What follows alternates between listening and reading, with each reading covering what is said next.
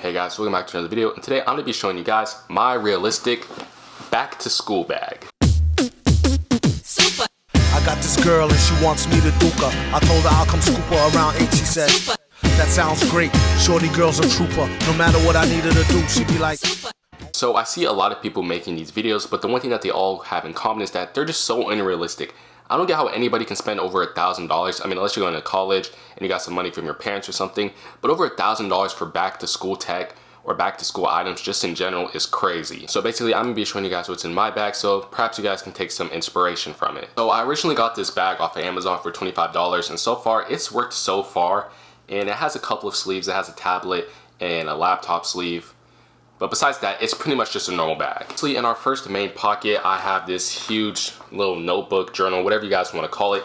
And then we have our pencil pouch. Now, these two are two important, crucial items. And I know you guys are like, oh, you're just yapping, but bro, trust me, you want to keep your stuff organized, whether you're in high school or college. And inside this bag, I basically just have miscellaneous items like sticky notes, pencil sharpener, stuff that you'll need to get through the day. Now, the reason I like this notebook so much is because there's like a bunch of binder paper in between with folders that you can store like the papers you get from your teachers in, which I honestly think is pretty neat. It's way better than carrying around multiple notebooks and binders and just making your backpack extra heavy for no reason. Our first tech item is, what do you know, a calculator, TI-84. Whether you're in high school and college, I think in college you might need a different calculator, but in high school, I know for sure that you do use TI-84s, and it's always helpful to have your own because you don't want to have to rely on people for, you know, their calculator. So I guess our next tech item would be my headphones of choice. Now this might seem a little concerning, but these are the Beats Solo Pro, and I know they've been discontinued, but I haven't really found a reason to upgrade yet because these pretty much do everything I need them to do. I mean, they have noise canceling, and I do like the colorway. The only thing I do have to say is that the hinge for the headband hinge, it is a little tight, and I don't like how it poofs down my hair sometimes. And then my only other complaint is that yes, it takes lightning cable charging, but you know, it's kind of a minor thing. But I think the most comparable headphones that you could buy today that aren't discontinued would be the Beats Studio Pro. Those have USB-C and noise canceling, and those are like the latest headphones that Apple sells. So then for our final tech item would be the iPad Pro 10.2. Now a lot of you guys might be like, oh, it's older though. It's not that old, and it works perfectly fine for school, especially if you're on a budget. You can take notes, type documents, especially if you're using the Zag Messenger keyboard case. This thing works flawlessly with this iPad.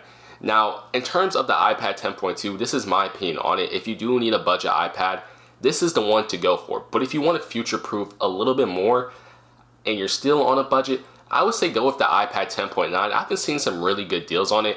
And in terms of it, I think Apple's going to retire the home button design, and then the 10.9 iPad will replace this iPad. But this one works perfectly for school for me. I really don't see myself replacing it at all within like the next 2 years. I mean, it really just serves its purpose. I'm not much of an iPad guy. I like using my MacBook more, but when I do use it, I'm very productive on it. I guess the final thing in this bag is this charger right here. Has multiple ports right here. It's a fast charger and braided lightning cables. Now, please do stop buying plastic lightning cables. I'm telling you, braided lightning cables, they last way longer.